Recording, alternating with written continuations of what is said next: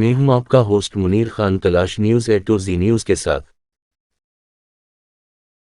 तलाश न्यूज़ ला रहा है एक नया सिलसिला, दुनिया भर से आपके लिए ऐसी नई इजादात जो दुनिया का चेहरा ही बदल कर रख दे। अब उस वीडियो में ही देख लें और बालों की टेंशन छोड़ें।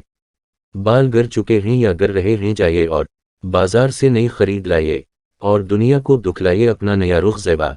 तलाश न्यूज़ और ए टू जी न्यूज़ लाएगा आपके लिए पाकिस्तान और दुनिया भर से ताज़ा तरीन खबरें। स्पोर्ट्स न्यूज़, सेहत की बात मुआलिज के साथ, जिसके मेज़बान होंगे डॉक्टर रज़वान अहमद खान और डॉक्टर मोहम्मद शफीक चिश्ती, जबकि उसके प्रोड्यूसर होंगे डॉक्टर एम आई दरानी।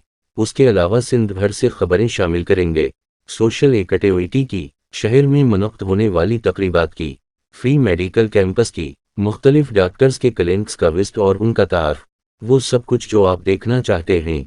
तो जुड़े रहिए हमारे साथ और देखते रहिए तलाश न्यूज़ और ए टू जी न्यूज़। आपसे इल्तमास है कि हमारे यूट्यूब चैनल को लाइक, शेयर और सब्सक्राइब कीजिए ताकि हम ला सकें आपके लिए बेहतर से बेहतर प्रोग्राम।